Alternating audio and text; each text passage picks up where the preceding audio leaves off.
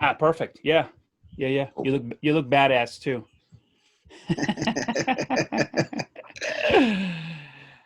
Mr. Scott, thank you Yes, very sir. much for agreeing to have this conversation with me. I really appreciate it. The way that you came about, right, was you were part of like a fathers group within my town, and um, I reached out to the group and I say, hey, can you guys say yes to this? And then you replied, yes, absolutely, absolutely. I have experience as a dad. I have kids.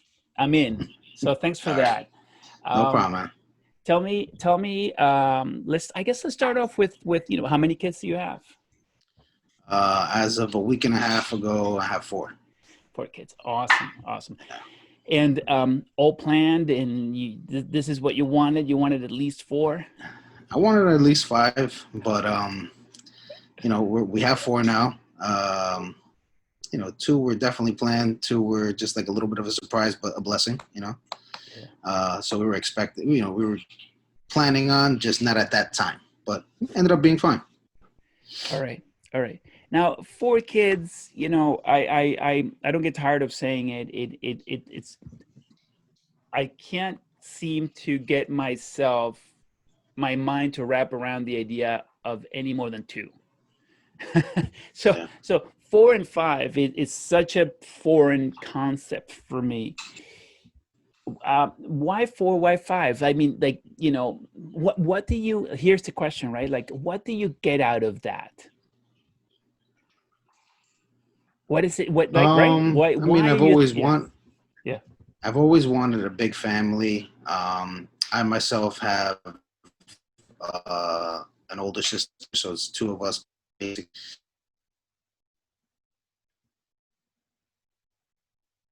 I have an older sister, which is great as well. yeah, Um, but I've always said, if I ever have kids, at the point of when I'm going to have kids, I want to have, a bunch of kids just so they can all hang out with each other, all be, big brother and sister family.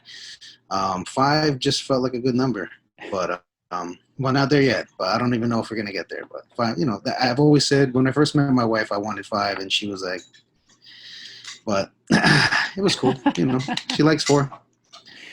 it's an interesting idea. I'm so glad that I asked the question because, um, it's curious how different people think about children, right? In your case, you thought about children, but you also thought about what it meant, right? As a family, right? You're gonna have, well, the reason to have, a bunch of them is so that the family can, right, can be, so they can grow up together, so they can be together. It's almost like in your mind you were not just creating a family, but you were creating a community.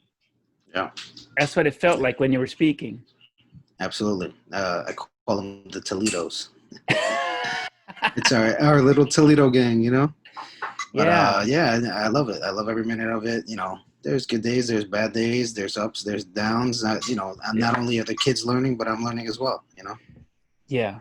Oh yeah, no, absolutely. I mean, I would imagine that even parents with a single child, go through the same, the same feelings of, today's a great day, today's a horrible day. Yeah. But I'm sure it is compounded, as you increase the number of children. I mean, a bad day must be far more difficult with four than it is with one, right? Um, I mean, I've thought about it a lot, and ever since we had our third child, which is our first boy, it kind of felt like after two, it was manageable.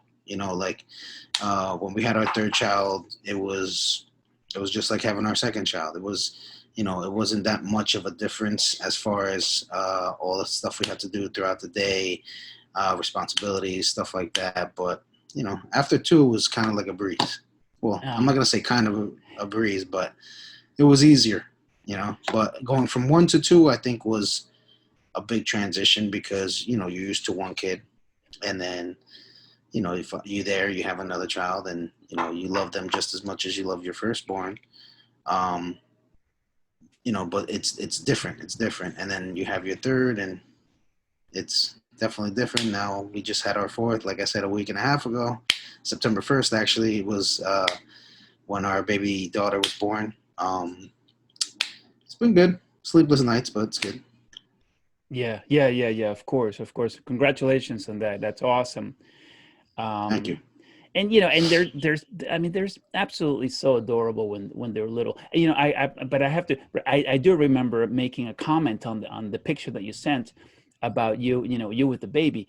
I mean, they're adorable when they're mine, but when I saw Yeah. you with yours, I was like, I don't want any of that. Yeah, I hear you, man. It's been challenging, but I'm a lot older than I was when I had my third, and when compared to when I had my first. But it's good. It's fine. I think it's definitely a blessing for us. So, all right, so let's talk about fatherhood, man. Let's go ahead and jump in. What does fatherhood mean to you, and what are you doing to achieve, I would imagine, your fatherhood goals? I mean, my first and foremost would be to follow in my father's footsteps. Uh, my I guess that's how I wanted a bigger family because my father's a real big family guy, and we're all about the family. When we were younger, always visiting my grandparents every weekend. We try to do the same thing with us, um, and my father was a big, big reason why and what I want to follow in his footsteps, um, and just leading by example. Um, it's me. Whatever these kids see is they're gonna follow what I show them. Whether it's good, bad, or whatever it is. But you always want to be positive. You always want to show them to have good manners, to have good morals, and that's something big in our house. Is we say to lead by example. Okay, okay. So fatherhood, take me to, let's go deeper. You okay? So let's talk about what your dad did that you are also doing. He was very strict as far as schoolwork. He was very big on schoolwork. Um, Scott, I really, really quick, do you think it's possible to stop the clapping that I'm hearing in the background? oh sure, yeah, sure, gotcha. Yeah? Yep. Okay, okay. Sorry about Thanks. that. So oh, I'm sorry. Where we leave off? Yeah, I now lost my train of thought. So let's start over. Um, so oh yeah, all right. We're talking about my dad. You were saying that you're oh yeah, you seem to be following in your dad's footsteps. Oh no, maybe no, Oh, no. how he was. Your dad's example is sort of is what you're following. Yes. So it was like, I mean, it's a little tough, but it was as simple as handwriting and legibility. When I do my schoolwork, if I have anything scratched off, he'd make me do it all over again. And I used to get upset as a kid. I'm like, oh my God, why am I doing my schoolwork all over again?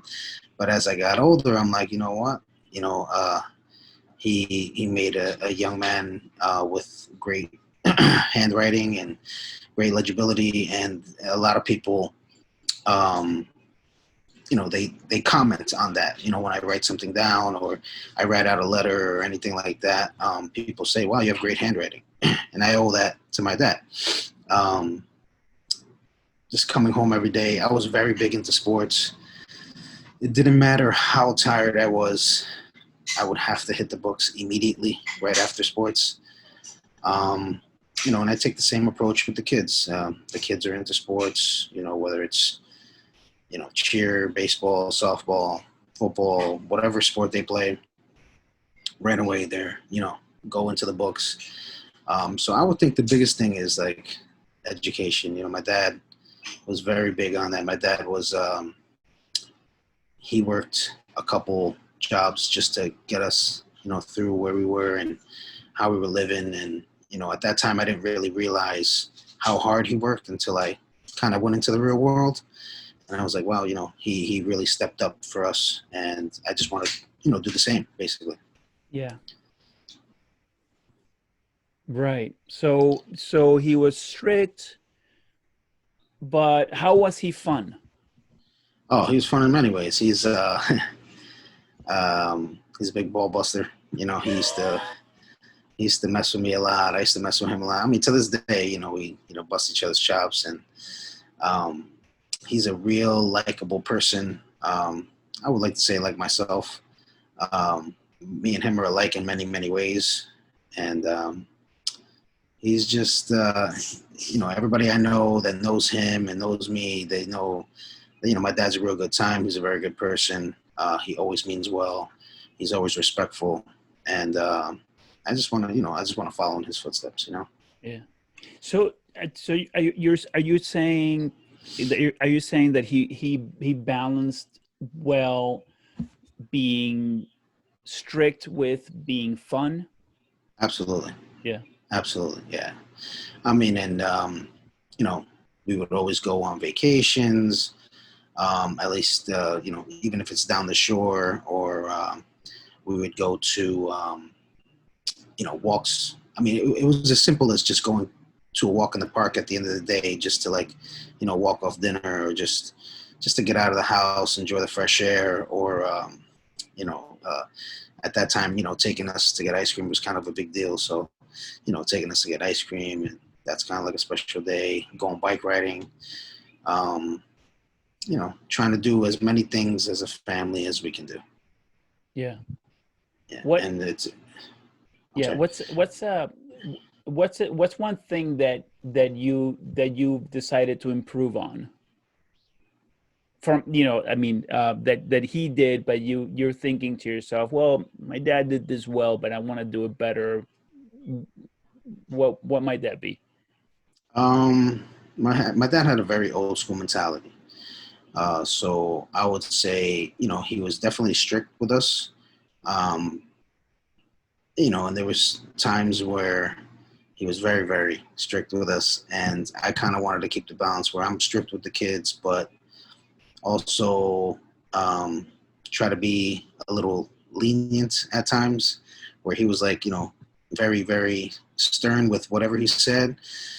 I try to play. He was always bad cop. My mom was always good cop, and I would try to be good cop and bad cop sometimes, and make my wife be good cop, bad cop sometimes, just to kind of break it up evenly. Um, that's pretty much it. Other than that, Yeah. there's not much. Yeah. I wonder if do you know if he was more lenient than his father? No, no way. You knew that you knew that right away. What? How do you Oh know that? yeah. Because I was raised with my grandfather as well. Like I said, we would go there every weekend, and I see how strict my grandfather was. And he was really, really, really old school.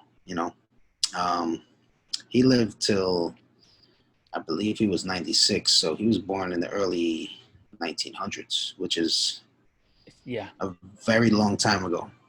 So dad was not as hard on you as grandpa was on him. Correct. Okay. Yeah. 100%. Yeah. Yeah. Um, So yeah, each generation has softened their approach to fatherhood, or I would say yeah. change their approach to fatherhood. You times changed. I think back when I guess my grandfather was raising his kids. I think my dad has.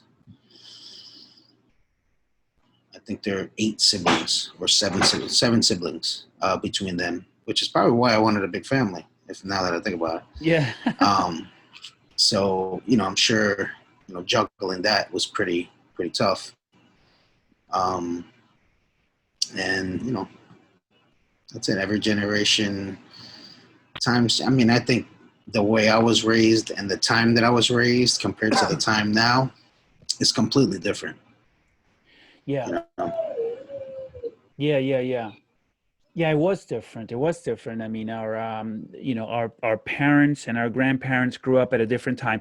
In essence, collectively, society. Well, wait. So I'm Colombian. You are you? I'm Ecuadorian. You're okay. Yeah. So it's got to be pretty much the same thing, right? Yeah, Our parents, our parents' generation, they definitely grew up, under this idea that children are to be seen and not heard. So I mean, that's different. That's really, really different. yeah, Because, like if I, in thinking about the way that I see my children is not at all. I want my kids talking back. You know what I mean? Not being rude. I don't like it when my kids are rude to me, but I don't sure. mind them. I don't mind it. I don't mind them when I say something that doesn't make sense. I don't mind my kids being like, Oh, calling you out on it. yeah, go, yeah, right. Yeah, You yeah, too? I agree with that. I agree with that. Yeah. You know, and sometimes, I mean, that I agree with you 100%. And sometimes when it's mostly with my oldest calls me out on something like, you know what, you have a point. I get it. I get it. It could be anything.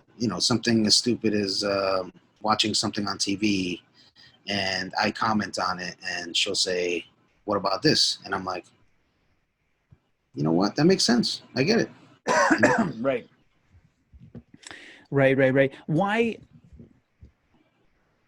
How do you? How do you think through it? Why is it that you allow it? Why do you? Why think so take me through your thinking. Why do you allow your oldest to call you out on something, right? Because ultimately, you could just say, hey, I'm the adult here. I'm going to decide what happens. But you well, don't. You're like, uh-huh. there's a saying in Spanish. I'm gonna say it in Spanish and then in English. Is "Cada cabeza es un mundo," which is um, every mind or every brain is their own world. So not everybody's gonna think alike. Uh-huh. If in that sense. So I'm very open um, to listening, especially to my kids.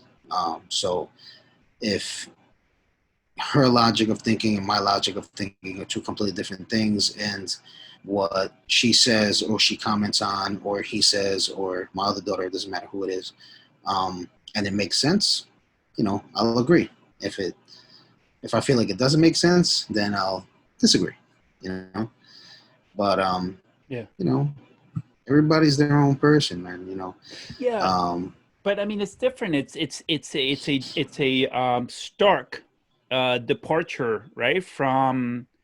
Uh, from what it used to be, where you and I are not that far away from a past.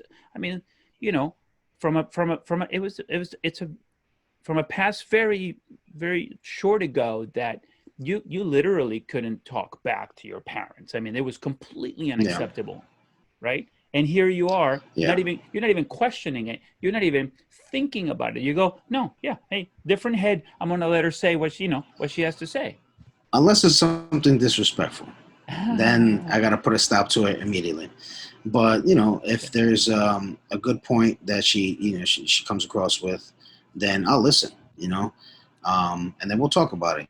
I mean, we that's one thing that we do a lot here, especially at the dinner table. We have this kind of ritual where um, we say, "What's your best part and worst part of the day?"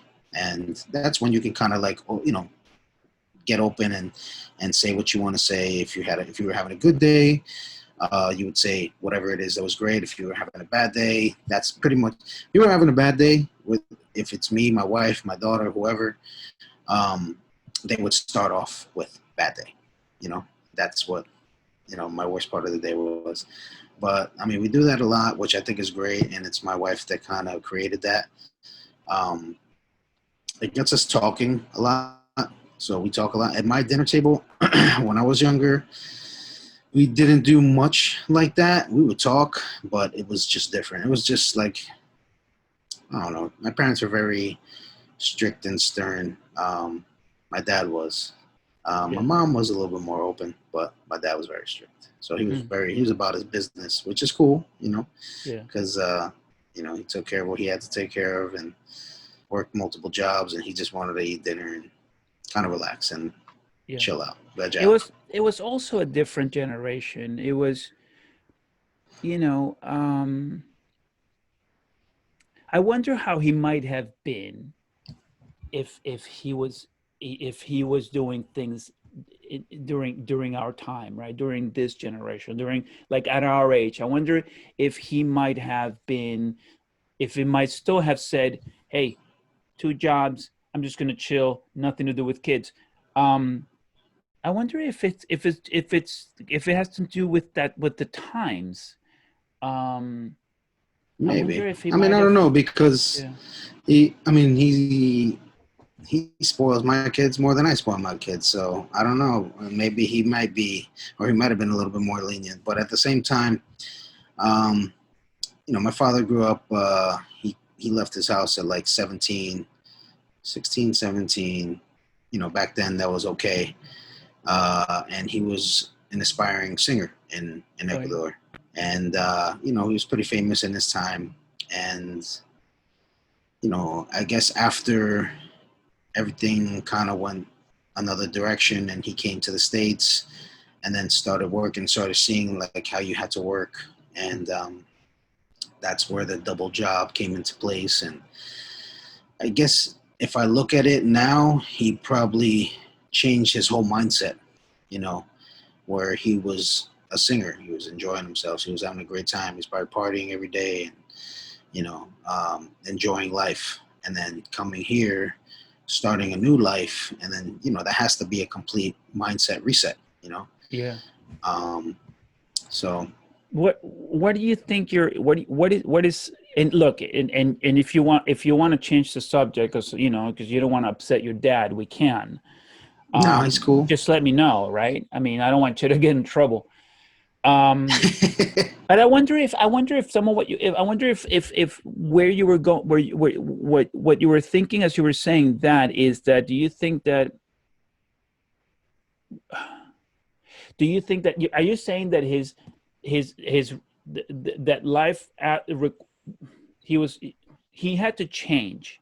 He Hmm. went from, he was the singer, partying, single, to father working, husband, father working to make ends meet. That the mindset made him a little, what Strict. what did it make him? Because the word I want to use, what I want to say is, was did he resent the change, and maybe that's why he was a little too strict. No, I wouldn't say he resented the change. I would say more kind of like him looking back, like me looking back.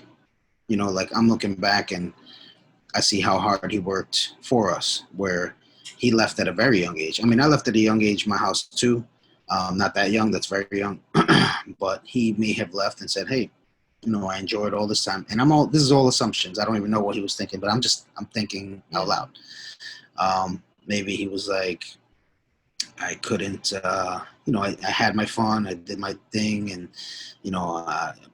aspiring singer, I was doing great, partying every day, and, knowing all the celebrities around the country. And then all of a sudden, everything came to a halt. And I'm sure in his head, maybe he said, hearing his father say, I told you so, in a way. I told you so. I told you it was going to end. I told you it might be quick, in a way. Yeah. Some people have longevity in the music business, some people don't, Right. but I mean, luckily for him, he's still singing till this day. Around here, around New York, New Jersey, Connecticut, Pennsylvania area. But he's older now. Yeah. He's retired. He just enjoying life, and that's it. Does he ever compliment you on how good a father you are, or the He, opposite? no, he actually comments. He comments a lot actually, and there's times when, you know, uh, one thing will tick me off, and I'll feel like I went a little overboard, and I'll look at him. I'm like, Dad, I'm like, did I go a little overboard right there? And he'll look at me and he'll be like, she'll understand when she gets older. And I'm like, all right, I mean, that makes sense. Because to me, that makes sense because as I got older, I'm like, I understood. I'm like, okay, Yeah. that's why he was hard on me. That's why, my mom was hard on me, with this situation, that situation, whatever it was. But, Yeah. I get it. I get it Yeah. now as a dad, you know, Right. and it's Right. crazy because my parents just say all the time, "You won't understand till you have kids," and I'm like, "Yeah." And now I have kids, and I'm like, "I understand." I understand. Yeah. You know, Um, yeah, no, it's interesting because, well, so I guess a little setup for what I'm about to say in terms of, you finally do understand that, eventually, hopefully, you'll understand what your parents went through, right? And so the setup is what I like about these conversations that I have, with other fathers, is that I have an opportunity to process a lot of information, right? That maybe you don't have an opportunity to process otherwise, unless you have these very specific conversations about what it's like to be a man and to have become a father, right? Um, and you reminded me of this idea that, um, for a long time I was caught up in many of the things that my mother did, um, and it wasn't until these I started having more and more and more of these conversations that I suddenly separated my like my feelings towards my mother from the perspective of the child, right? And started seeing her as the amazing woman that she really has been and still is. sure, um as a person, right? Like, that's what your dad's comment, reminded me of. And to the extent that I just, a few days ago, I had started speaking, highly of my mother to my children, um, about what an amazing woman she is. And I realized, I go, I thought, I was having this conversation with Bill, and anyway, immediately after, I called her. I was like, hey, listen, by the way, I don't want to talk about me. I don't want to talk about us. I don't. Let's not go down that rabbit hole of, like, I say, you say, and we just go. And I said, just hear me out. And just basically, said, in essence, said, you were right, right? Like, yeah, I'd get it. I would get it one day. And I definitely have arrived at an age or a level of maturity where I recognize, oh man, I did a lot of stupid stuff that I wish I hadn't done. But you're young and dumb, I guess. yeah, yeah. I would say young, naive, dumb. Yeah, that Naive, yeah. think you know it all. You think more than I think. And maybe what we failed to recognize when we're young is how, yeah, we failed to recognize how little we know, right? Yeah, We yeah. failed to recognize how little we know. Or how much we're still learning. How much was, yeah, yeah. So here you are. You're a dad. Yeah. For what age did you have your first child? 27. Okay, good. So older. That's 20. good. Pops is calling me right now. He must be listening. Yeah. He's going to yell at you. um 27. Yeah, I waited to 33. I would have waited longer, but my wife didn't let me. um so 27 is a good age. I mean, that's a great age. What do you so let's let me ask you this. Is there so okay, so rather than giving advice to strangers, what if you gave yourself advice, right? So a number of years have passed, and you're on your fourth child. What would you tell yourself, your 27-year-old self? Baby's on the way. What advice would you give yourself?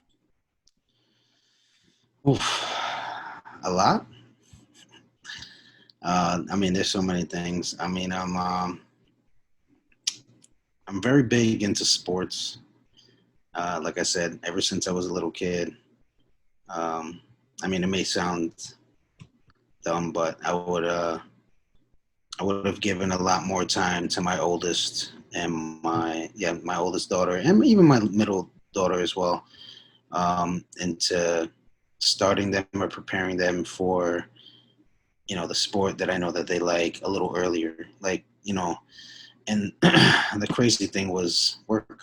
Work took up a lot of time. Um, I would even stay there, doing some overtime just to make as much as we could to bring, as much as we could home. Um, but if I could have just given a little bit more time and prepared her more, um, or them more, I think they would have been a lot better at the stage that they are right now. Um, that's pretty much it. And time is huge for me because the job I work at requires to work basically Monday through Saturday. So the weekends were shot. We would only have Sundays to do anything really, and So it's just one day. yeah, so let's stop there because I don't want to get too far and then forget. Are you well, are you saying that you could have spent more time with them, but you didn't? Um, yeah, I could have because um, I had choice. I had the choice to either do a little bit more overtime or go home. And I'm like, you know what? I might as well just do the overtime. The money definitely helped, in the long run. And the current situation we're in right now. We're pretty good. We're far off and far along. But even if I sacrificed that a little bit and gave a little bit more time, just in that sense of preparing her for, you know, what I'm talking about is softball. So getting her ready, I would have So so liked you that. so you definitely know that you could have worked a little bit less. You know, I mean, Yeah. so well because if you're saying, Ricardo, I did the OT because we had to make ends meet. But you're saying I could have done less OT and still, pay the bills as I needed to, and then Yeah. I would have been able to be with them more. So your Well, advice, yeah, it would have been more so we wouldn't have been struggling. We were comfortable, you know. So doing the OT had us in a comfortable state, whereas doing not doing the OT would have had us, trucking and hustling a cut, little bit more to get yeah. whatever we could, But you you're know. saying now that your advice to your 27-year-old or so self, it would have been a little less OT. Go ahead, the finances are going to be a little tight, but you're going to have this opportunity to spend additional time with your daughter that you just cannot get back. Yes, Yeah. absolutely. Okay. Time is irreplaceable. It's gone. Yeah, It's gone. and I value time all day, every day. I mean, you can ask the guys in the group. Um, I do as much as I can, however I can, whenever I can. And some people look at me like I'm crazy. Like, how are you devoting all this time you know, into the family, into, whatever it is. I'll help out a friend. I'll help out my family. I'll hardly sleep, just to get everything done in one day. And that's it. It's time. It's like you can't take back time. You can't get back that time. So you might as well do as much as you can for as long as you can. And Yeah. that's it. Yeah, that's something that I've been very clear on, man, since the very beginning. My story is interesting because unlike you, I didn't want to have children. And Well, it I was, didn't either. oh, It took me to 27 to finally have children. I was with my wife since I was 21. So, okay. and we were 6 years into the relationship, and she's like, I want a commitment. And I gave her a child. And then we got married a year later. But, All right. that was my commitment. So you didn't, okay, you didn't either. I didn't want to, but once it's really weird. I don't know where this came from. I don't know where this um my first child was born and there was just no doubt about what I had to do, right? But not even had to as a what is that? As a requirement. What's the other word? Not even it's not something that I had to do. No, no. I'll just rephrase it.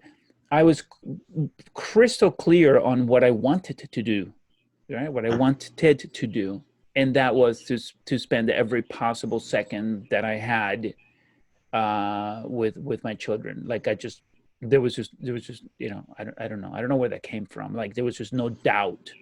Like I'm gonna be here, and to the extent that now as I've gotten older, I get annoyed because they don't want to be with me, and I'm like, man, you know, I I turned like I made my entire life them, and then Yeah. and now suddenly I have to find a new, like I have to figure out what to do with without him, right? Before it was Yeah. like before it was we were out and about doing things, and now that they're starting to have their own independence and their own ideas of what they want to do with their time. They don't always think about me, and I'm like, you know what what am I going to do? I'm going to have to, like, to the extent, I mean, like, that was a real it was a harsh feeling when it first started happening. I'm kind of over it now. I've gotten used to my new lifestyle without them, without them Yeah. all the time. Because when they're really little, all they want to do is be with you, Yeah. right?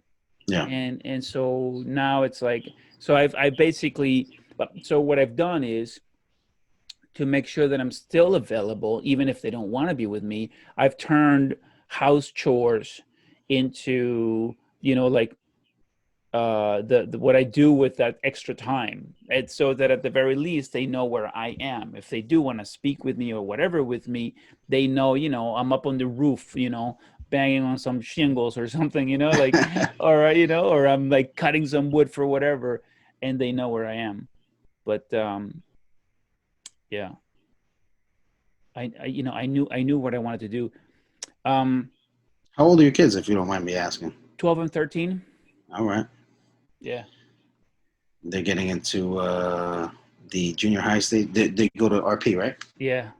Yeah, yeah, Yeah. yeah. Well, now Yeah. it's crazy, man. I really don't know what to think about it. I asked my youngest, so he just, so he would have gone um, from the elementary school to the junior high, and I was, my oldest had that experience where he had transitioned. I'm sure there was a lot of anxiety, but I'm sure he was excited also because he's moving over with all his friends. But Sure. so, and I was a little upset that, and look, I know that COVID is horrendous and it's killed a bunch of people. So, um, it's really it's a globally bad situation. But on a micro level, we do have our losses, right? Even Sure. like, I wish that he had an opportunity to walk down to the school with his friends, which is like, it's, I don't know, it's a thing that you long for. I mean, it's a good memory, right, that we have as Yeah. children, and Absolutely.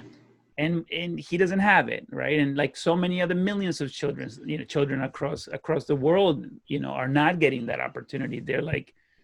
They're having to study remotely, right, via video, which is, it's, and but I said this to him. I said, what do you know so were you looking forward to that? And as I just explained it, he goes, no, I'm fine.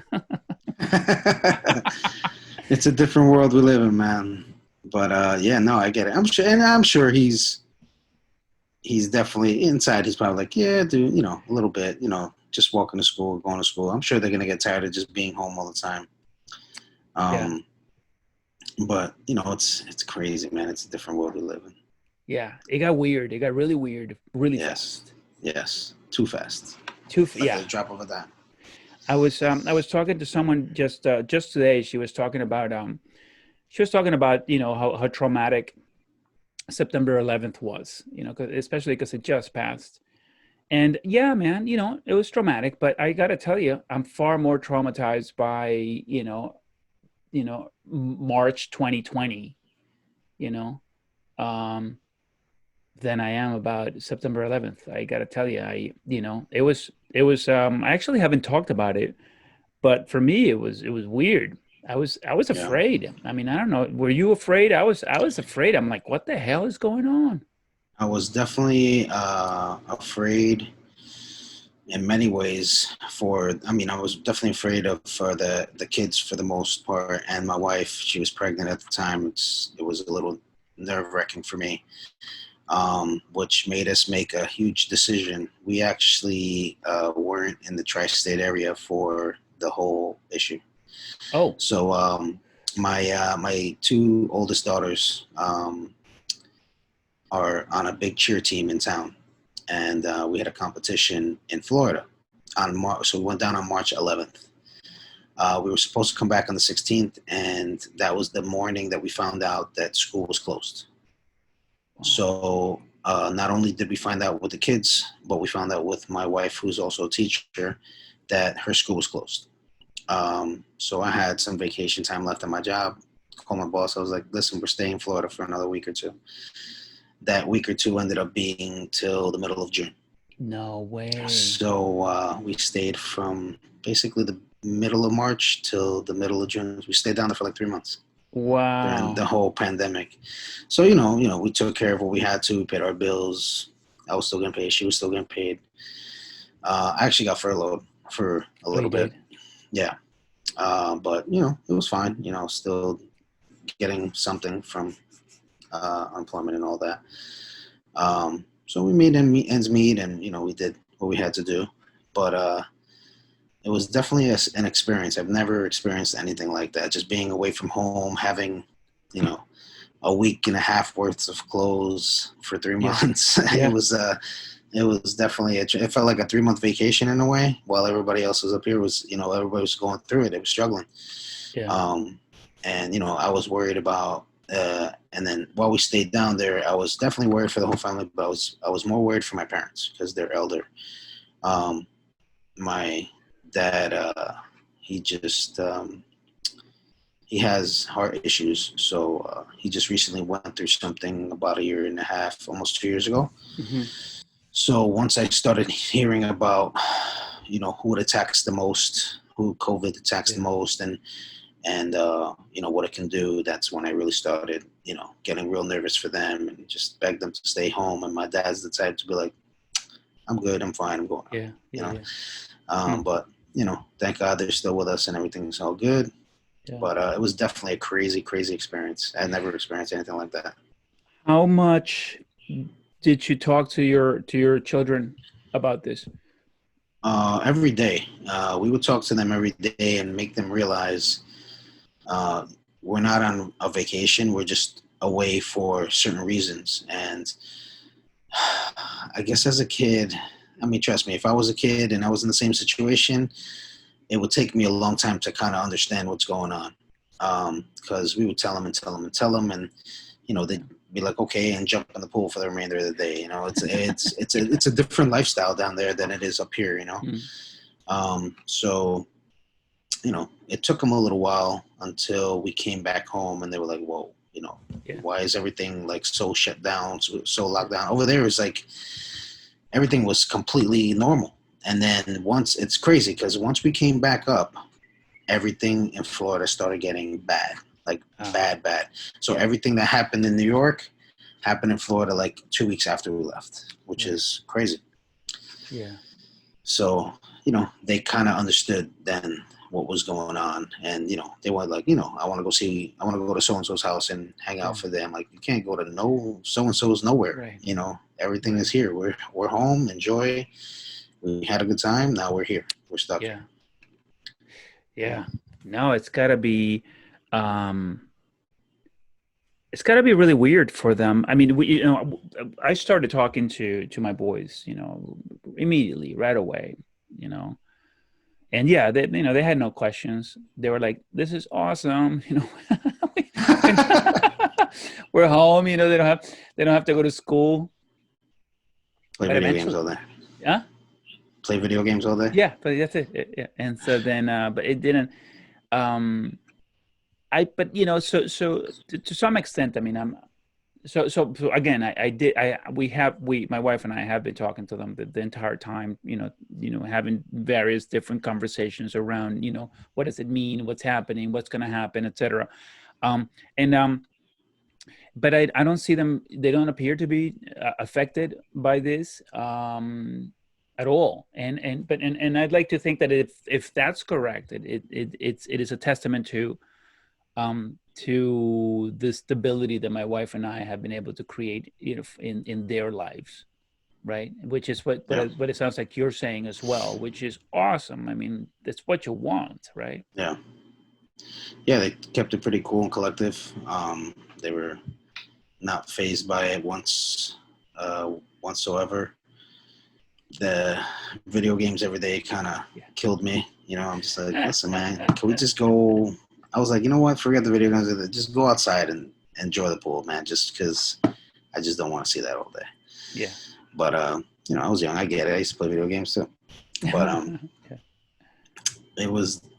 I mean, I guess as it, I'll be. I'm gonna explain that if I was a kid and I was in their shoes, and my parents tell me, hey, listen, there's a big epidemic going on. We can't leave the house.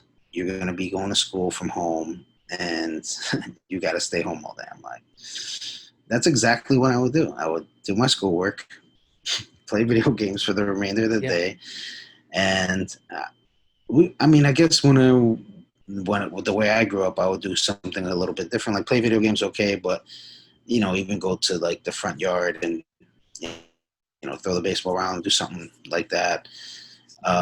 Because they the only thing difference between what I would do and what the kids do nowadays is accessibility. They have the accessibility of anything they really want. They want to watch a video, they go on YouTube. They want to watch a video, they go on Netflix, or where whatever was on TV is what we had to watch.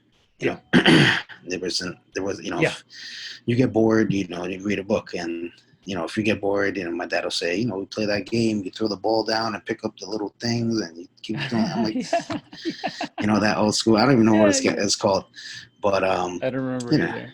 Yeah. but we know probably play like board games or something, and probably me and my sister probably fight a lot, but Yeah. nah, she's cool, she's great. Yeah. It got, and so you have conversations, all your kids are clear on what's happening. Yeah, Yeah, you feel good. now Yeah. now for sure. Yeah. Yeah, now for sure. I mean, my kids started cheer again, and we actually opted for them to play summer sports. So they were playing. My daughters were playing softball, and my son was playing baseball on a team that I coached for him. So we would have to. It was just different. Take temperatures every day, log it all down. Yeah. Um, Wow.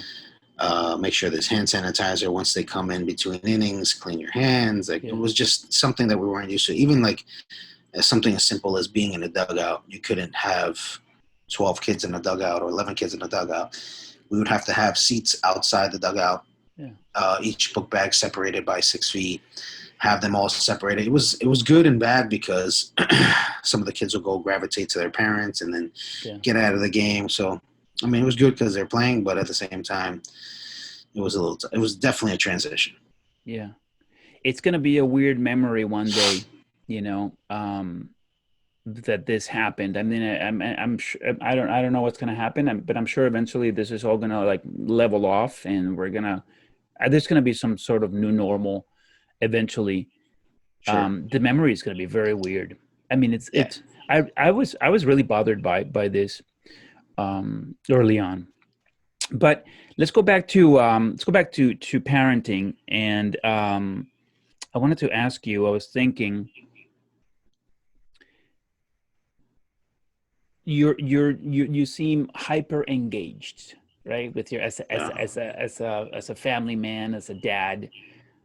Um, how much better can you do? I ask myself that question every single day, man. To be completely honest, um, I feel like I could do better in so many different areas. Um, I guess it's just because of the way I was brought up and the way my dad brought me up. He just and it's the same way I teach the kids. I'm like, take every day as a life lesson and improve every single day. And like, don't think that you know everything every single day, whether you're watching TV, whether you want, your first, your first assignment at school, you're learning something every day. You're playing a new video game. You're learning how to beat that board Mm. that day. Like every single day, take as a life lesson. So I take that same approach for myself. Um, I feel like I'm a good baseball coach, but there's things that I can improve on. You know, um, I feel like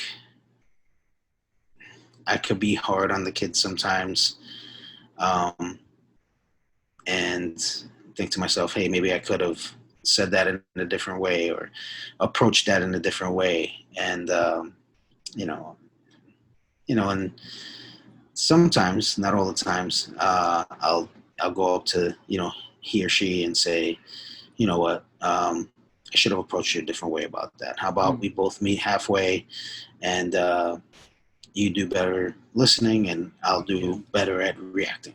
Right. Right. Um, you know, there's so many different areas that Yeah. I could do better. Yeah. Yeah. Um, reactions, right? Like reacting. I guess bad reactions maybe come from um Emotions. I think emotions. like expectations, right? Like, yeah, it is an Uh, emotion, right? But an emotion based, like, where does it come from? Like maybe an expectation that you had that you maybe like you had expected them to act differently. Accordingly, Yeah, yeah, yeah, more like what you expected. sure. Expectations, sure. Because sometimes they should know the way they should be acting, and Yeah. it's the whole repetitiveness is what really blows my mind. Like something as silly as my son has a bad habit of, and he does it. I get it why he does it, but he runs up the stairs and stomps his feet like he's a 500-pound person or like a 6'6" dude. And I'm like, man, I'm like, dude, I'm like, stop stomping your feet. And he's like, all right, dad. And then 10 minutes later, comes downstairs, goes upstairs, stomps his feet. I'm like, you know, Yeah. then that's when I react. And I'm like, and I'll tell him, I'm like, listen, I'm like, do you know why you got, yelled at? And he's like, yeah. I'm like, so why Yeah. don't we understand not to do certain things? And then Yeah. I won't get upset. You won't get upset. Everybody's on the same page, and that's pretty much it. But then kids are going to be kids, and it's pretty much how it goes, man. Kids are going to be kids. Yeah, I spend a lot of time saying I spend a lot of time saying to them, look, I know this thing that I'm asking you to do, stumping on this, up and down the stairs, doesn't mean anything to you, but it means something to me, right? I get that you don't get it. I get it. Yeah, But I'm asking you to do it for me just because I'm sure. asking, right? Just in the same way that there are a million things that you want me to do that don't mean anything to me, but I do them because I love you. So what if you stump a little less because you love me and because you know that I do things because I love you rather than because I have to, right? I spend a lot of Sure. time saying that. Um, but yeah, I mean, everybody's different, and you got your own struggle. You're, Oh, yeah, you're with him. That's that's your absolutely. that's your thing. That's like, right. You and him. That's like those are the lessons for you, right? Oh, yeah, They're yeah. very specific He's to the you. he's the loudest person in the house, and I'm like, dude, you're the shortest person and the loudest person in this house. How is that possible? It's crazy. Um, well, so it's good that you're thinking. I mean, from my point of view, it's good that you're thinking about, improving. I think, well, or yeah, being a better. I mean, if you try to be a better dad, you're trying to be a better man, and being a better man makes you also a better husband. It also makes you a better member of the community, a better son, a better, right, Yeah, just a better human all around. So it's cool that you're thinking about it, but I think most importantly, better to your children, right? So that they can. Well, so here's the question. So if the question is why would you want to try to be a better dad every single day? I think that the answer could very well be that because you which you've been talking about the whole time, is that you want your children to do great, to have a great experiences, right? To live the best life possible. And as a very good predictor of how great a life they're going to be living is how much freedom, how not just no, how well you teach them, and you will teach them better every time you improve yourself, Yes, right? I agree with that. Yeah, yeah, yeah, I agree with that. I mean, I'm learning. Yeah, I'm what 14 years experience of being a dad. yeah. I'm still learning to this day. How to be a better dad. Um, my biggest thing, like I said from the beginning, is to have good morals and to lead by example. Like I'm a big believer in leading by example in the classroom, in your house, to your sibling. If you're gonna act a certain way, your sibling's gonna act a certain way. You Yeah. know, um, and however you act sometimes in school, some of the other kids are gonna act in school. So if you show that the way we raised you to have good manners, to be respectful, then those kids will follow in that step. And even on in any sport they play, um, and anything they do really in life. Yeah.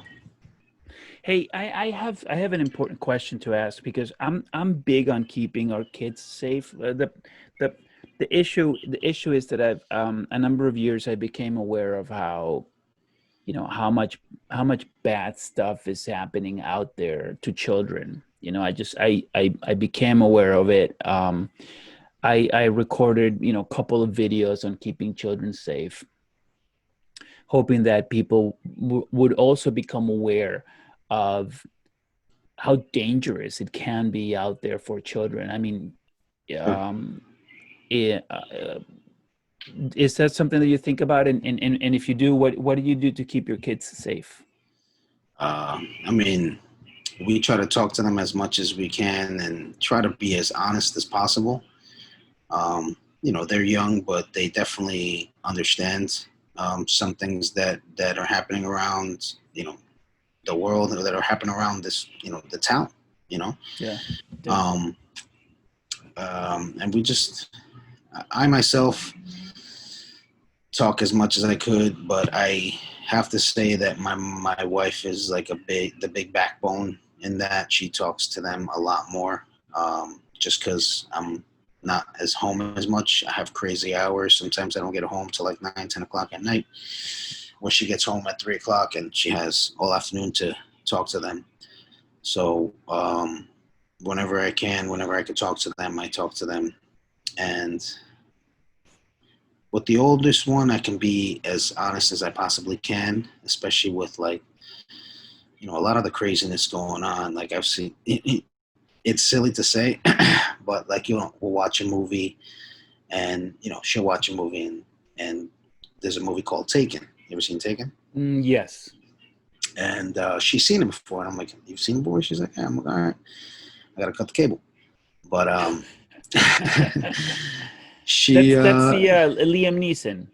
yeah, Yeah, and the okay. girl gets Yes, abducted, yes, yes. and because her friend was doing some, just silliness, and I'm like, see, You're talking I'm about like, you have, sex trafficking. yes, I'm like, you gotta, I'm like, you have to be careful with anybody you don't know. If you Right, don't know them, just walk away, or call right. me immediately. Yeah, Um, so she has a good head on her shoulders. She knows. She's a very smart girl. Um, I say I have a running joke in the house. I'm like, she's smarter than me. She's smarter than yeah. my wife. She's not though. But she's very intelligent for Yeah. for a young age. Did you expand on sex trafficking, or you just kind of kept it to, look, don't, be cautious? No, I didn't really expand on it. All right. You know, we uh, we kind of kept it at the movie It level. it's a It's harsh it, it's a harsh conversation. absolutely, Yeah. absolutely, and I mean nowadays, and that's when I start getting her a little open on what what they hear about in school, Yeah. the different things that they hear in school. I mean, it's crazy to say drugs start at a young age, and I'm like, just be aware to stand clear from those kind of groups of people. Yeah. Um, it's crazy, man. We live in a crazy world. I mean, we Yeah. lived in a crazy world when we grew up. It's just, No, it's gotten uh, crazier. No, it's definitely you were talking about drugs, and I'm like, and I remembered, my mind immediately went to the Silk Road. You're aware of the Silk Road? oh, So, no. in essence, I mean, I think the Silk Road closed. It was basically a marketplace for all the illicit drugs. You could purchase them all online. I think you had to go through Thor, the dark web. Okay. But if you were okay with that, then you could go get whatever drugs you wanted. But you still can. I mean, you still can go in the dark web and purchase Hmm. whatever drugs you want.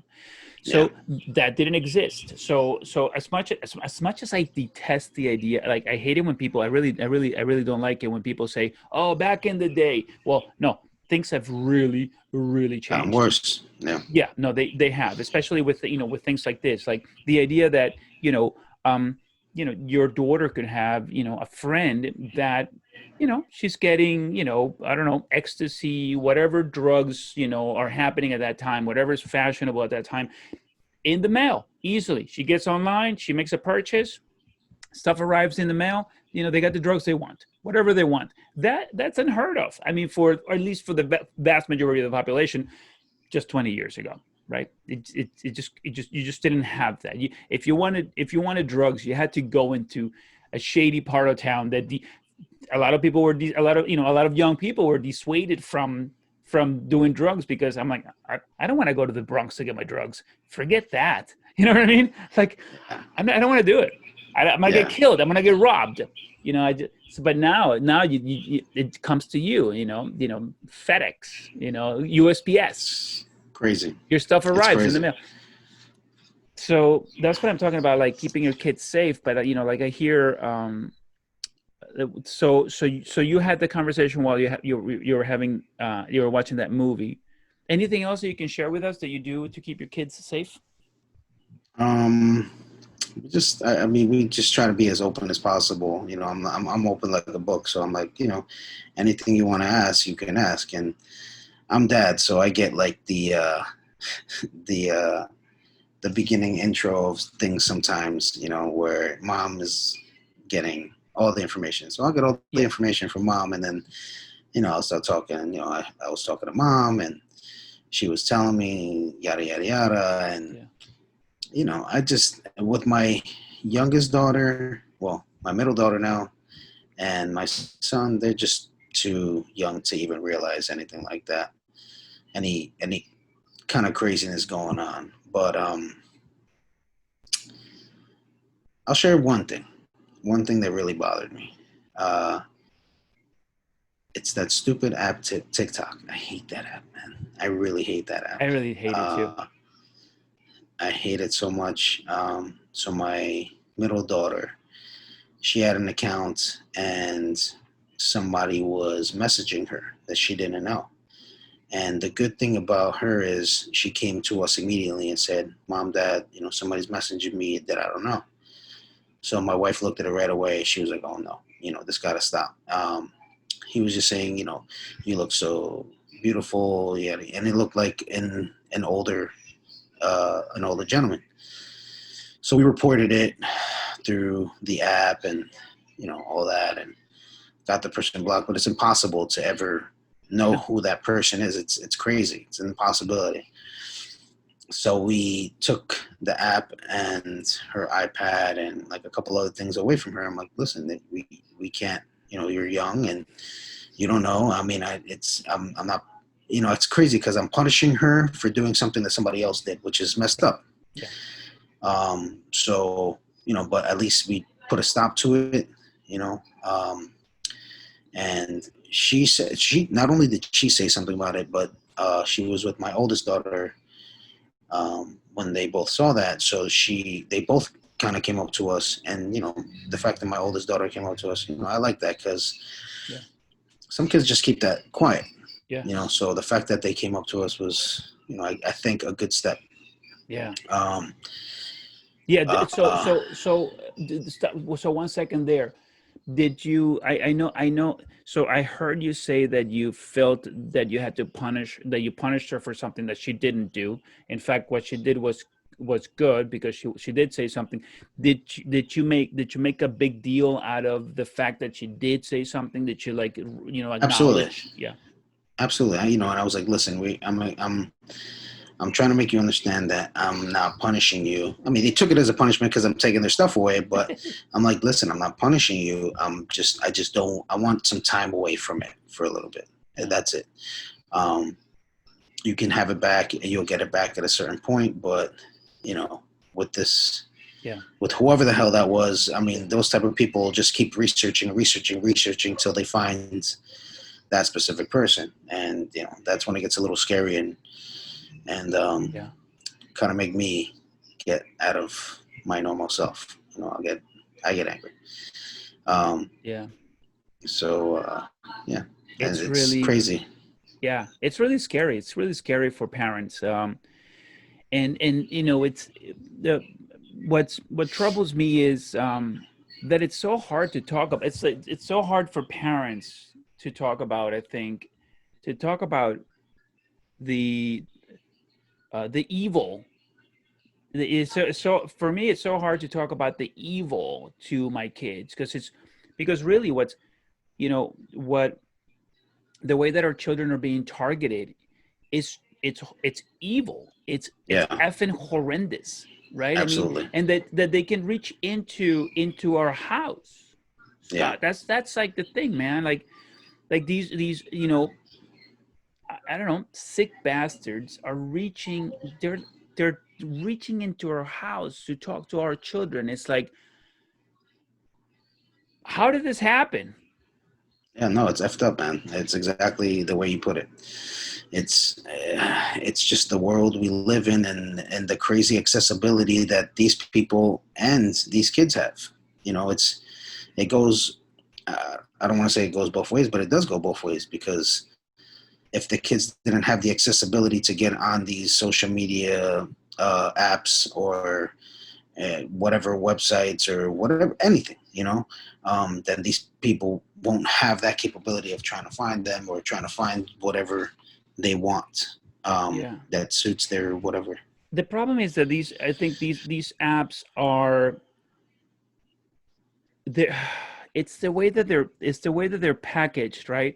So the app's free, which makes you you're the service, right? You're the um so for instance, so Facebook is free. That means that we are the product, right? So what that's where for or TikTok, right? TikTok is free. That means that your child is the product, and your child's you know screen time is what's being sold to somebody else, and that's a huge conflict of interest for that company. Meaning, well, you know, why keep your child safe if by keeping them safe you're possibly limiting their screen time, which is what they need so they can sell more advertising and more of whatever.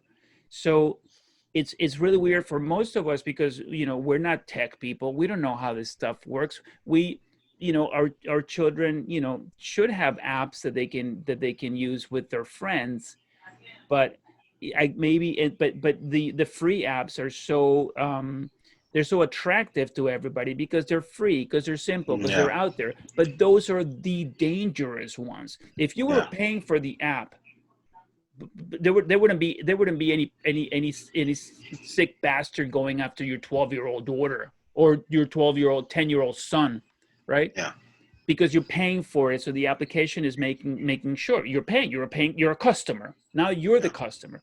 But when we're not the customers, right? When we're the product. The customer is whoever's paying TikTok for your daughter to be present and to be watching and to be engaged. So that's what's really hard for all of us to understand, right? yeah, Why is TikTok dangerous? Well, that's why. yeah. Yeah, Yeah. I agree. I It's completely agree. it's so crazy because my where this whole situation breaks my heart is you and your wife are, you guys are together, right? Well, actually, I'm assuming you guys are still Yeah, married. Is yeah, that okay? yeah. What's the money? Sorry, it made sense. I just didn't want to something. Okay, I didn't want to miss anything, and then but so you and your wife, you're right. Like you said, you guys, you both living at home, right? You have this team, mom and dad team, right? This duo, right? This Mhm. dynamic duo, and you got your kids. So if you drop the bulb, she'll pick it up. She drops the bulb, you pick it up, right?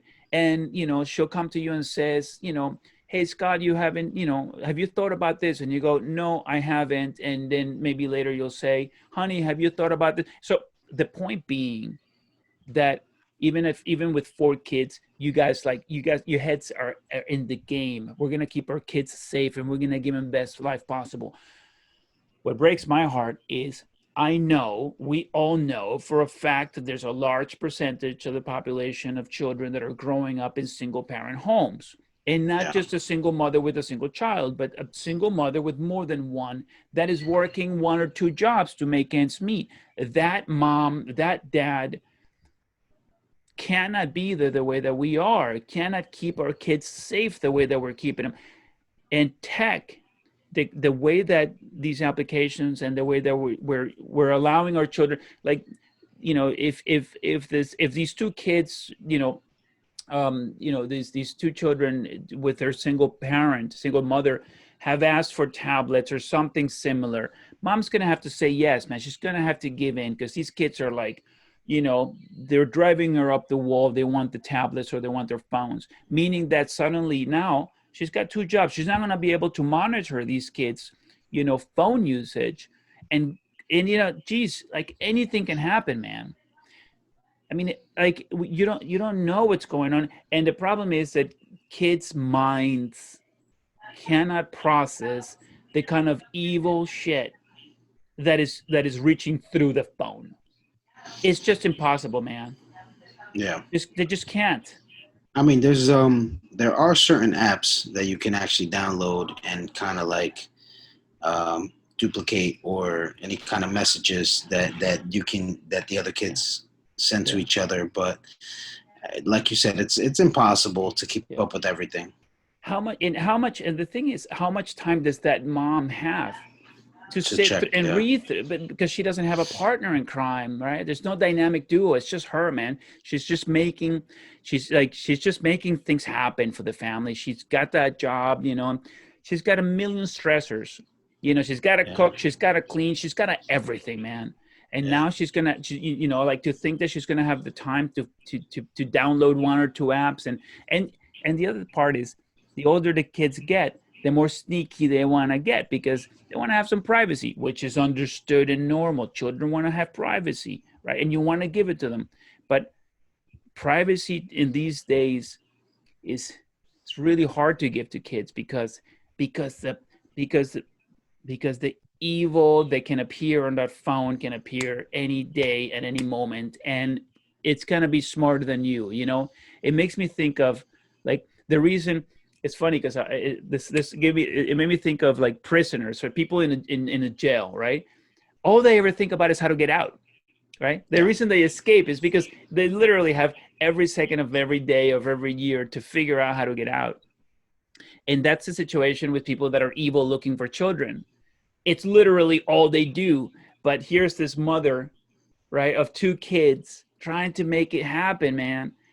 She doesn't have anywhere near the time, that this guy has to go after yeah, our kids. And that's hard. It's hard for me to process, man. I mean, it's literally one of the reasons why I have these conversations with you guys, because yeah, we got to get that information out there, man. You got to stay on top of your kids. You got to watch what they're doing. And I don't think that the answer is to take away phones or tablets or computers. I don't the answer has to be something else, right? A balance of sorts.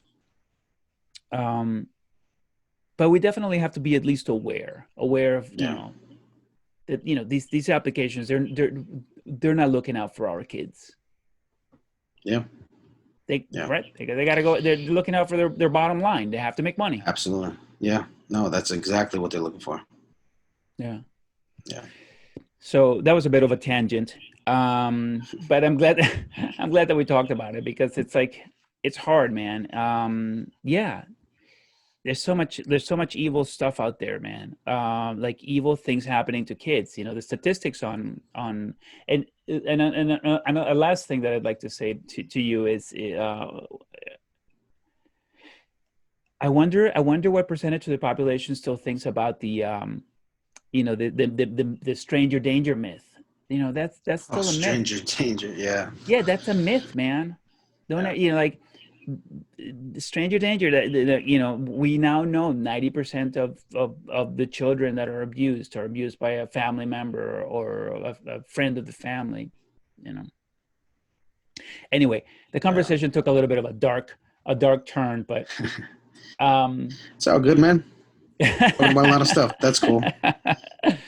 but yeah, keeping your kids safe, man, that's so important, man. You know, you talk about you wanting to spend as much time as possible with your kids, right? And regretting, because that's what you were saying, you had a regret, and this Yeah, regret, and it hurts, right? This regret is that I wish I had been there during, you know, I had more time, you know, because now I can't. And one way to keep your kids safe, one at least, like the simplest, maybe not so simple, but one certain way of keeping them safe is to be there as much as you possibly can, right? yeah, To be present, right? You're coaching. So, yeah, you want to be with your kids, you want to keep your kids safe, coach. Figure out how to be a volunteer coach, right? Or, yeah, you know, how to, or take your daughter or your son to the game every time. Just be there, just be present. If you need to, if you still need to get on, if you need to still like log on to your work, and you know, take your laptop with you, man. You know, nowadays, if you really need to work from, you know, while you're watching your daughter, you know, train, right, or play her game or whatever, you know, with your phone, you know, a hotspot, you get your computer going and you do your thing, but you're there.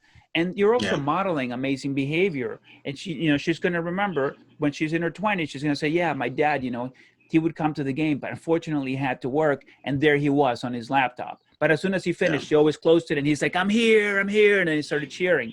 And those are great memories, and there's, you know, it's great behavior to model. yeah. No, right? No doubt. With me, it's a little different. I work in retail, so I Yeah, had to always be there. That's the only thing that really sucked. It's like retail was my life. yeah, Trying to get out of that. yeah.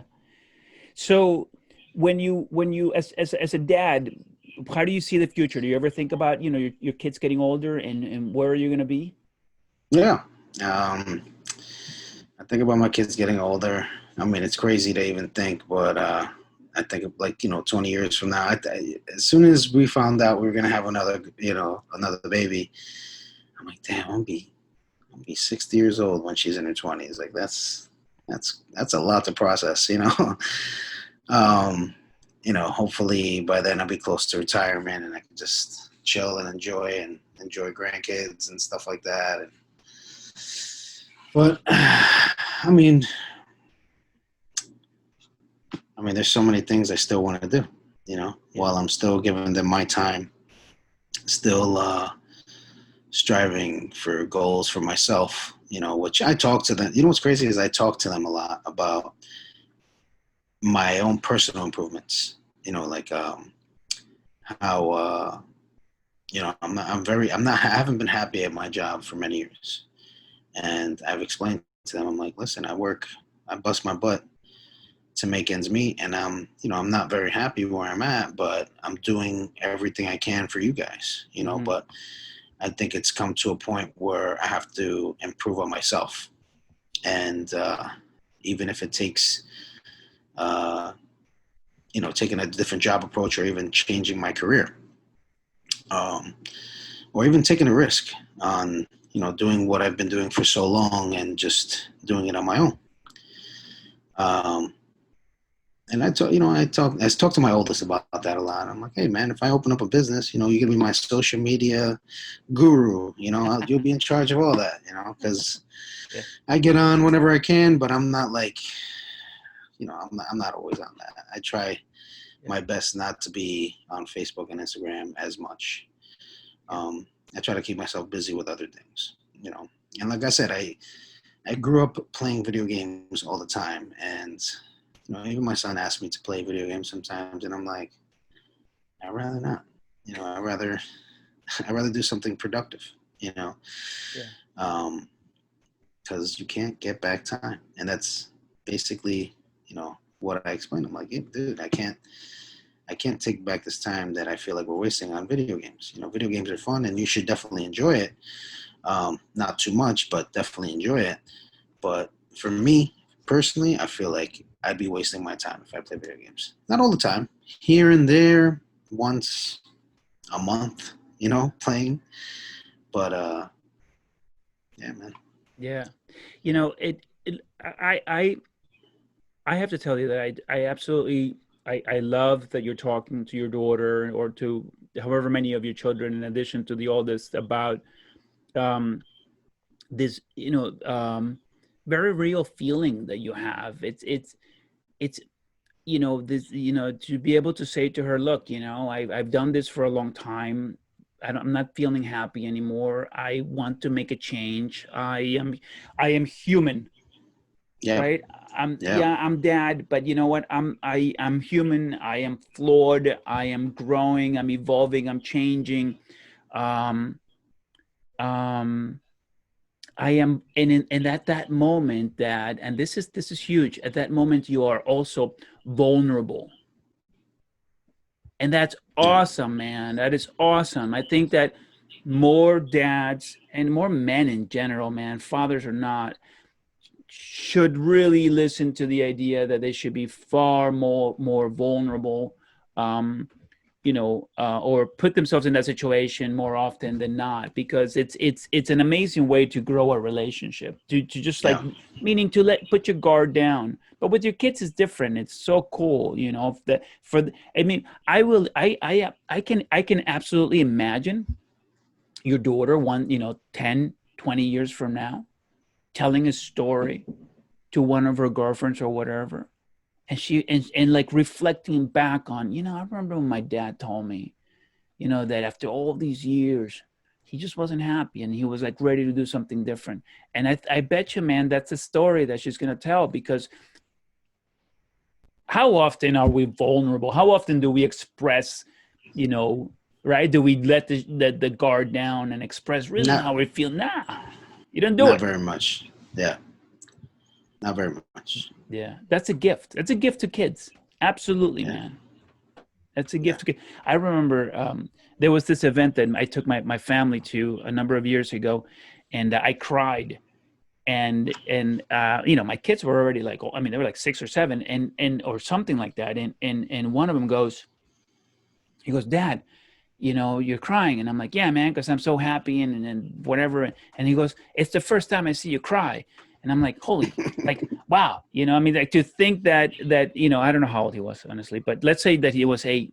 To think that the first time that my son saw me cry was when he was 8 years old. He'd never seen his dad cry, right? Because that's a level of vulnerability where I don't go. You know what I mean? yeah, Like, I don't cry, right? yeah, you know I don't know who does, but I don't.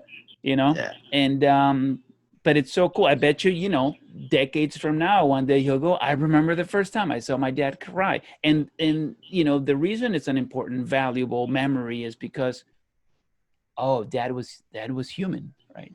Dad yeah, was, fragile, right? yeah,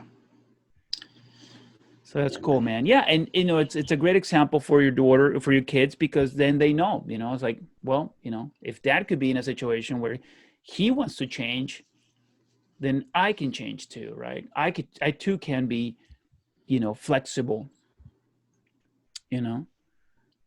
That's interesting, man. Yeah, it's a good one. Um, an awful lot of people don't like what they do, man. It's Yeah, I know that. harsh. Yeah, it's tough. Not a lot of people do like what I mean, and I hear it's like a broken record, man. I hear it a lot. Um, and not a lot of people have the choice to even change. You know, they just have to kind of stick with it, and that sucks because you know, you can bring it home. Um, you could bring it into your life. I mean, I feel like firsthand. Um, Sometimes the job gets the best of me when I'm there, and I do bring it home sometimes, and I'm like, yeah, and I have to check myself, and I'm like, yo, listen, relax, you know, take a chill pill, and just relax and stay in the game, basically. Yeah. So, and that's kind of why I'm like, you know what, I need to change. You know, I need something has to change. I don't want to bring this home forever. Um, but yeah, man, I'm at that stage. Yeah. Yeah. Something's gonna change. You know, there's a video that I shared with somebody the other day. I'm gonna share it with you. But you make me you maybe this makes me think of a story that Jim Carrey tells about. I don't know if you know the story about his dad. His dad was a musician, um, you know, and he loved that he was doing great, but now he had a family, and decided that instead of leaving this family and going, and he's Canadian, instead of going to the U.S. and touring and leaving the family behind, he decided that he was going to keep, he was going to play it safe, and he became an accountant or something like that. I don't know, for the family, for the sake of the family. I think that's what Jim says. And then in like I think in his 50s, he got laid off. And so the I think this the story that Jim tells is, here he was trying to play it safe for his family, and that was the worst thing that he could have done, at least for Yeah, himself. yeah, um yeah, and the question becomes, like, can you take a chance? Can you go after your dreams? And then a lot of people just don't even know they don't have a dream. It's like, yeah, I just know I don't like this, yeah. but I really don't know where I'm going to go. I have a couple of different approaches that I'm gonna go with. I've been in sales my whole life. That's kind of what I do. Right now, I'm in retail sales for the last like 13 years. But sales in general, I've done since I was a kid. I was and I've worked in retail, basically sales, basically my whole life, I guess. Yeah. Um, so I'm gonna kind of stay there, but do it on my own. I have plenty of contacts. I have plenty of customer base. And just do it on my own, man, and see what happens. Kind of bank on myself, Yeah. and that's what I tell. That's what I'm telling my wife and telling my kids. My wife don't feel too secure, but I'm Yeah. like, just trust me. Yeah. I have faith in myself. She has faith in me too, but she's just more of the very secure 9 to 5 type of person. I'm willing to risk it Yeah. no matter what.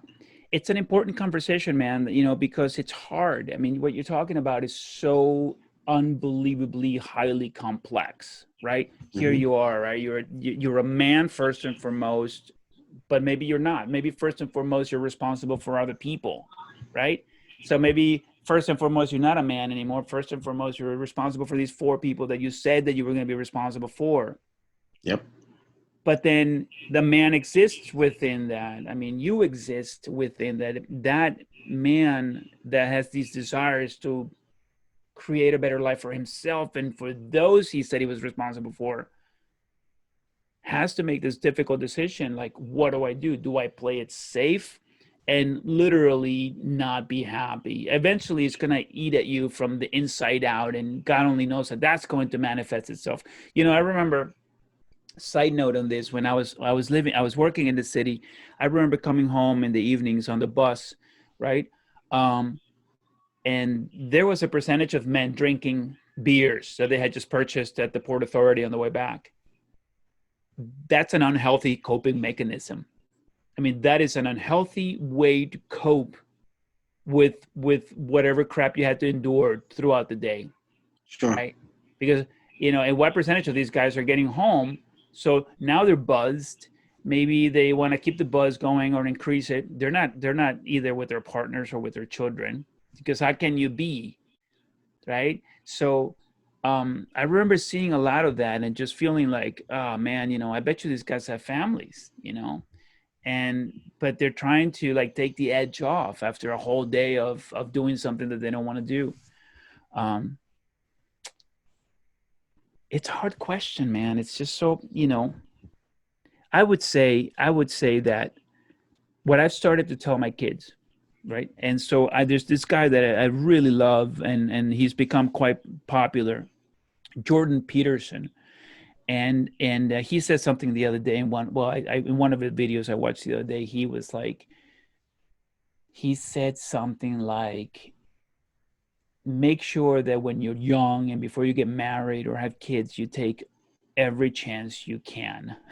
you know Take all of your chances then. And I've started to say that to my 13 and 12-year-old sons. It's like, take all the chances early on. Do all the crazy stuff that you want to do, all the crazy jobs. you know um Go after all the crazy stuff. Like, I mean, if collecting coins is a crazy thing, do that. Collect coins now. Yeah. Get that out of your system. You think you want to be I don't know, a motorcycle, whatever. Do it now. Do it early on. Get it out of your system before.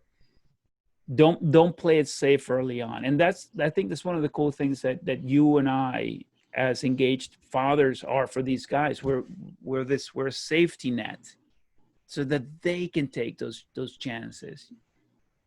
Like you were saying earlier, some people can't. Yeah. They can't. They can't. And like, I was having a conversation, I think, with one of the boys about, I think there was this thing on television recently about, was it some a town up north in Chicago? Where was it? Flint, maybe Flint. Like, there was In Michigan. where the water was poisoned, or Yeah. and one of my kids are like, well, they're like, well, why don't they just leave? I'm like, oh man. So, it's a good question. Like, why don't they? And the answer is, it's insanely complicated. Families are there. Maybe they don't have money to travel, go somewhere else, and rents are probably more expensive somewhere else. It's just so hard. And like, there's a lot of reasons why people cannot change their situations. As much as we would all like to think that, yeah, just do it. Yeah. It's hard. Sometimes it's not that simple. Sometimes it's not that simple. Yeah. And that's why I think that the conversation is so valuable for your kids. Yeah. Yeah, man. So Mr. Scott, Yes. I think we've arrived at the end of this conversation. Okay, cool. Thank you for having me, man. Yeah. Thank you for being here and for sharing so much about, hopefully you didn't get in trouble with your dad. Nah, I think I'm good. He's gonna Nah, spank you he's later. cool, man. Yeah, he's gonna spank you later. Nah, he's cool, man. He's cool. He's Yeah. he's a funny guy, man. Yeah. He's a real people person. Yeah. Yeah. Very cool, man. So again, thanks a lot. Thank you for sharing so much about your family and being a All right. dad and fatherhood. And it sounds like you're doing it well. So congratulations, well done. Be proud of Thank yourself. you. Be Still proud of trying. Still yourself. trying. Yeah, Still yeah. working. Still working. Still working. But things like this, things like what you do, man. I mean, I'm sure it helps out a lot of different people, a lot of different dads out there. It's awesome what you do, man. This is very cool. Thank you, man. Thank you. Thank you for participating. I'll see you No around doubt. town. All right.